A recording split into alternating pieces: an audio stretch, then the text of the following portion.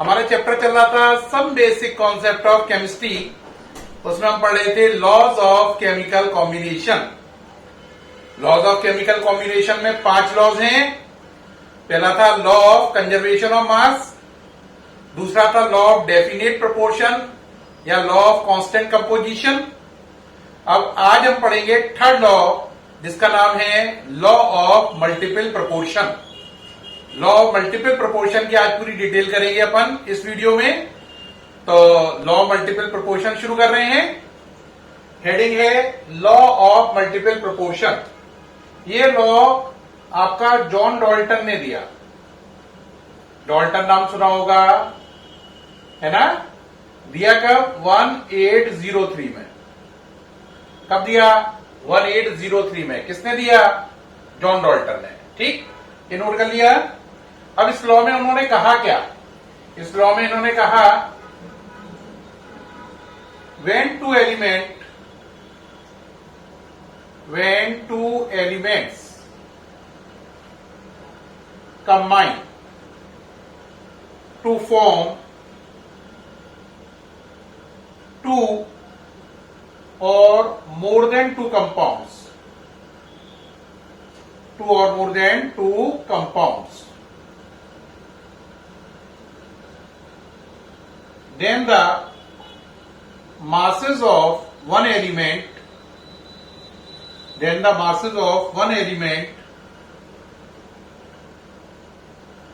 which combine with the fixed mass of other element are in a simple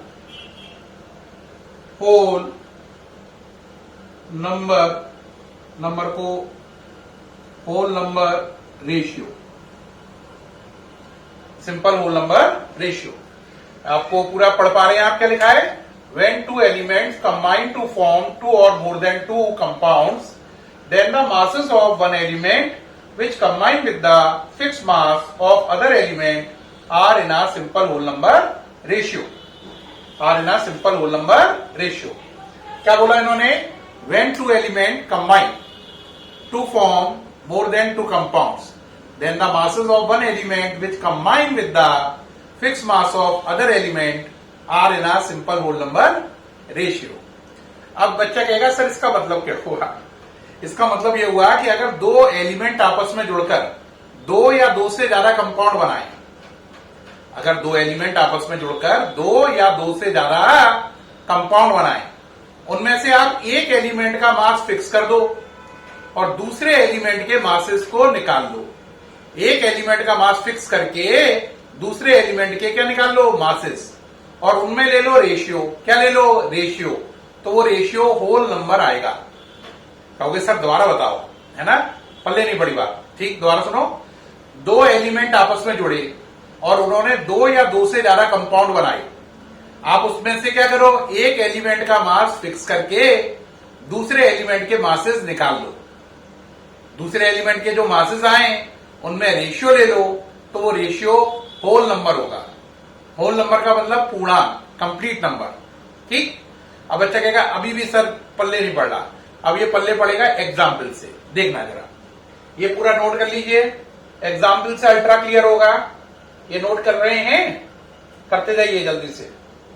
ठीक, चलिए भाई अब समझिए क्या कह रहे हैं। देखो बेटा, एग्जाम्पल में आप बात समझना। मान लो मैंने दो एलिमेंट लिए, वो दो एलिमेंट है सी और ओ, है ना? कौन से हैं? सी और ओ। आपने इन दो एलिमेंट से लेकर दो कंपाउंड बनाओ, तो एक कंपाउंड बना सीओ और एक कंपाउंड बना CO2। दो एलिमेंट ने मिलकर कितने कंपाउंड बनाए? दो। ठीक, तो आपने लिख लिया CO और CO2, ये दो कंपाउंड है। CO के अंदर अगर आप देखें C है और O है, सही है नहीं?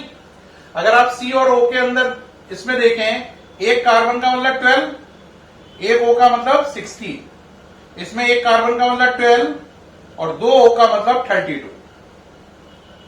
अब आप किसी एक एलिमेंट का मास फिक्स करो, फिक्स जिसका करो उसकी आपकी इच्छा, आप उसे कुछ भी मान लो। तो आपने किया fixing of carbon, fixing of क्या किया, कार्बन। तो जिसे फिक्स करो उसे आपकी इच्छा कुछ भी मान लो, आपकी इच्छा, आप उसे कितना मानना चाहते हैं। आपकी बुक जनरली जिसे फिक्स करती है उसे 1 ग्राम मानती है ना। आपकी बुक क्या करती है, जनरली जिसे फिक्स करती है उसे कितना मानती है, 1 ग्राम मान लेती है। तो मैंने कार्बन को फिक्स किया, आपकी इच्छा है तो आप चाहे तो ऑक्सीजन को फिक्स कर सकते हैं, ये आपकी इच्छा पर है। आप किसे फिक्स कर रहे हो, सी को या ओ को। जिसे फिक्स करोगे उसे 1 मान लेना है। मैंने किसे फिक्स किया, सी को, तो मैंने सी को दोनों केस में कितना मान लिया, 1 1। अब ओ को निकालूंगा। अब जरा सोचो, सी 12 था तो ओ 16 था। अब सी कितना हो गया, 1, तो ओ कितना हो जाएगा। जो चीज फिक्स होती है ना, देखो ये पहले 12 थी तब ये 16 था, अब ये चीज 1 है तो ये कितना होगा, आंसर ये होगा 16/12। करना समझ में आया या नहीं। आंसर, जो चीज फिक्स की जाती है वो चीज डिवाइड में जाती है। अब बताओ, ये 12 था तो ये 32 था, ये 12 था कार्बन, तो O कितना था, 32। आपने किसे फिक्स किया, कार्बन को, तो इसका मतलब O की वैल्यू क्या हो जाएगी, ये चीज डिवाइड में जाएगी, 32/12। तो इस एग्जाम्पल में अभी तक आपने क्या देखा, C और O दो एलिमेंट ने मिलकर दो कंपाउंड बनाए, CO और CO2। आपने C को फिक्स करके 1 ग्राम मान लिया और O के आंसर निकाल लिए। आपने C को फिक्स किया, O के आंसर निकाल लिए। अब O के आंसर जो निकाले इनमें रेशियो लेना है। तो O का एक आंसर है 16/12, एक है 32/12। Ratio low, 16/12 divide by 32/12। 12 से 12 कैंसिल, 16 और 32 बचा। रेशियो ले लो, कितना आया, 1:2, जो कि क्या है, होल नंबर। क्या है, होल नंबर। अब जरा डेफिनेशन पढ़ो। When 2 element carbon oxygen combine to form 2 compound, है ना, then the masses of 1 element which combine, masses of 1 element का मतलब oxygen, which combine with the fix mass of other element are in a simple whole number ratio. अब इसको दोबारा से समझो। इस एग्जांपल में मैंने क्या किया, C और O ने मिलकर दो कंपाउंड बनाए, CO और CO2 बनाए, कोई कंफ्यूजन नहीं। आपने एक एलिमेंट कार्बन को दोनों केस में कितना मान लिया, 1 और 1, और दोनों केस में ऑक्सीजन के आंसर निकाल लिए। कार्बन को 1 माना, ऑक्सीजन का आंसर निकाल लिया। फिर ऑक्सीजन के जो आंसर आए उनमें रेशियो ले लिया। क्या ले लिया, रेशियो। तो रेशियो क्या आया, होल नंबर आया। पूरी बात समझ में आई। यानी दो चीजें आपस में जोड़कर 2 या 2 से ज्यादा कंपाउंड बनाएंगी, उनमें से एक चीज को 1 ग्राम मान लेना है, दूसरी चीज के आंसर निकाल लेने हैं। फिर दूसरी चीज के जो आंसर आए उनमें रेशियो ले लेना है, तो वो रेशियो होल नंबर आएगा। कहोगे सर समझ में अब आ गई है बढ़िया से, मैं कहूंगा वेरी गुड। लेकिन एक एग्जाम्पल और देते हैं जिससे और अच्छा समझ में आए। देखो बेटा, एक एग्जाम्पल और देखो, ये भी हटा है इसे। देखो, आपने लिया H और O को, आपने एलिमेंट लिए H और O, बोलो कौन से लिए, H और O। H और O से दो एलिमेंट है, कंपाउंड बनाओ। एक कंपाउंड मालूम है मुझे H2O पानी, और दूसरा मालूम है हाइड्रोजन परऑक्साइड H2O2, सही। तो आपने लिखा H2O H2O। H2O में देखो जरा, 2 H है, 2 H का मतलब 2, O का मतलब 16। H2O2 में 2 H है, 2 H का मतलब 2 और 2 O का मतलब 32। अब आपको एक को फिक्स करना है, या तो H को या O को। अब एक बच्चा बोलेगा सर किसको फिक्स करूं, H को या O को। मैं कहूंगा जिसे तुम्हारी इच्छा है, जिसे फिक्स करना है उसे 1 ग्राम मान लेना है। अब आप किसे फिक्स करना चाहते हो, हैं, तो आपकी इच्छा है, जिसे चाहो। मैं H को कर रहा हूं, तो मैंने लिखा है क्या, फिक्सिंग ऑफ H। आप चाहो तो फिक्सिंग ऑफ O भी कर सकते हो। फिक्सिंग ऑफ H, जिसे फिक्स किया उसे कितना मान लेंगे, 1। तो इसकी जगह दोनों जगह 1 आ गया। अब आंसर किसका निकालेंगे, O का। कैसे निकालेंगे, मैंने बताया था जो फिक्स किया जाता है उसकी वैल्यू डिवाइड में जाती है, तो 16/2 हो जाएगा इसका आंसर। और यहां पे इसका आंसर हो जाएगा 32/2। 16/2 कितना हो गया बोलो 8, 32/2 कितना हो गया 16। अब ऑक्सीजन के आंसर आ गए 8 और 16, इनमें रेशियो ले लो, तो 8/16 डेट इज 1:2। या 1/2 लिख लो, है ना, 1/2 या 1:2। तो आपने देखा, आपने इस एग्जाम्पल में देखा H और O ने मिलकर दो कंपाउंड बनाए, आपने H का वेट फिक्स कर दिया, O के वेट निकाल लिए 8 और 16, फिर उनमें रेशियो लिया तो वो रेशियो होल नंबर आया।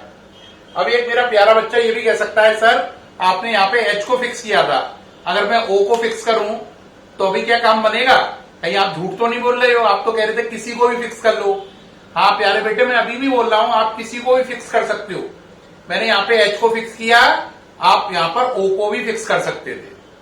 आपका क्वेश्चन होगा सर करके ही दिखा दो। देखो अब इसे मिटा रहे हैं, अब यहाँ पे हम क्या चेंज कर रहे हैं, ये मिटा दिया। अब यहां पे मैं फिक्स करके दिखा रहा हूं आपको O को, तो आप यहां पे लिख लीजिए क्या, फिक्सिंग ऑफ क्या O। O को कितना मान लीजिए 1 और 1। अब H को निकालिए, O को आपने फिक्स किया है ना, तो अब ये डिवाइड में जाएगा, तो यहां पे आंसर हो जाएगा 2/16 और यहां पे आंसर हो जाएगा 2/32। बार बार बोल रहा हूं जिसे 1 करोगे वो चीज डिवाइड में जाएगी।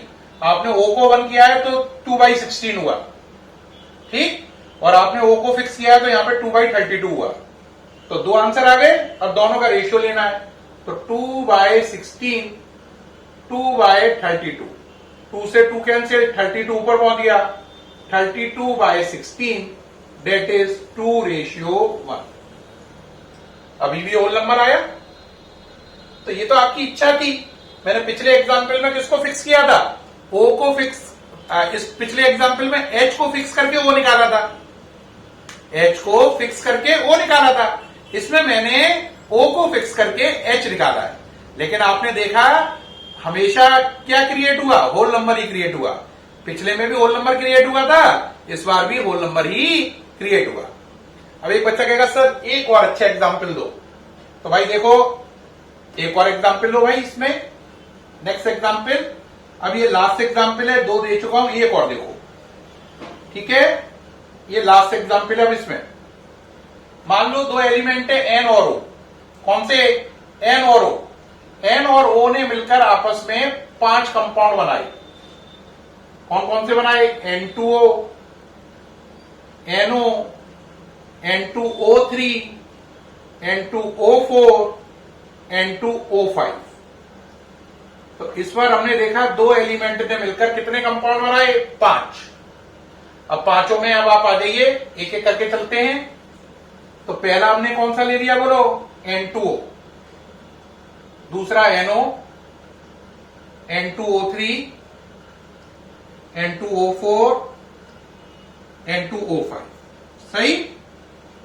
N का नंबर 14 होता है, O का 16, दो N है तो 28, एक O है तो 16, एक N है 40, एक O है 16, दो N है 28, तीन O है 48, दो 28, 4 64, दो 28, 5 80, सही। आप किसे फिक्स करना चाहते हो, आपकी इच्छा है। आपने किसे फिक्स किया, नाइट्रोजन को, तो फिक्सिंग ऑफ नाइट्रोजन करो भाई फिक्स। नाइट्रोजन को कितना मान लोगे, हर केस में 1 1 1।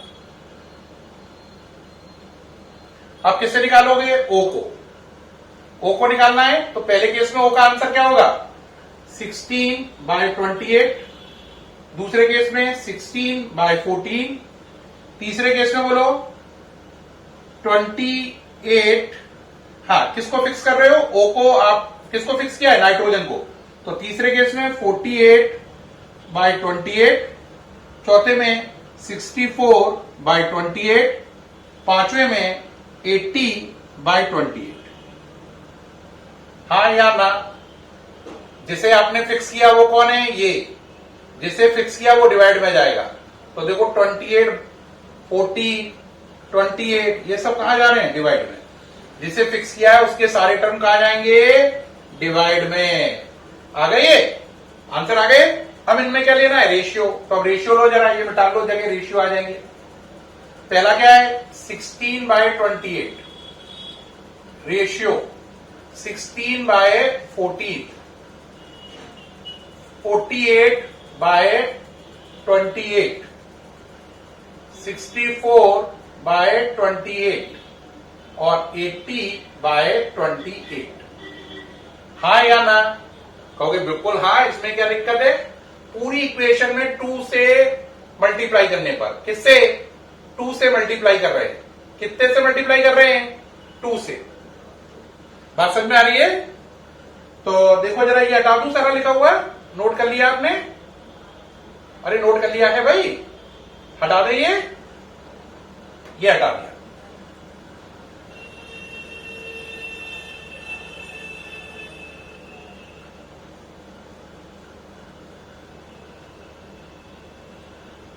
ये पूरा हट गया, ठीक है बेटा। अब जरा देखो भाई, पूरी इक्वेशन आ गई, ठीक है। अब ये जो लिखा हुआ है, इसमें अगर आप देखें तो इसमें लिखा हुआ है 28, यहां पे 14, 28, 28, 28 ये लिखा हुआ है, हाँ या ना। इसी को कोई आदमी अगर ऐसे लिख दे 16/28, ठीक, ऊपर 2 का मल्टीप्लाई कर ले, नीचे भी 2 का मल्टीप्लाई कर ले, तो क्या लिख सकता है 32/28 लिख सकता है। इससे कोई अंतर नहीं पड़ेगा, अगर मैं ऊपर भी 2 का मल्टीप्लाई कर दूं नीचे भी, तो 2 से 2 कट जाएगा, कोई अंतर तो नहीं पड़ेगा। ऊपर भी मल्टीप्लाई हो गया, नीचे भी, इसे ऐसे ही रहने दो। अब एक बच्चा कहेगा सर आपने ऐसा क्यों किया, मैं कहूंगा भाई ऐसा इसलिए किया, अब देखो सबके नीचे कितना लिखा है 28, तो सबका 28 आपस में क्या हो जाएगा, कैंसिल। तो रेशियो क्या आएगा 16, रेशियो 32, रेशियो 48, रेशियो 64, रेशियो 80। अब सब में कॉमन है, उसको छोड़ दीजिए, तो रेशियो ही आ जाएंगे। अब इसको डिवाइड दे लो, क्या बनेगा 1:2, रेशियो 3, रेशियो 4, रेशियो 5। तो सारे रेशियो क्या आए, होल नंबर।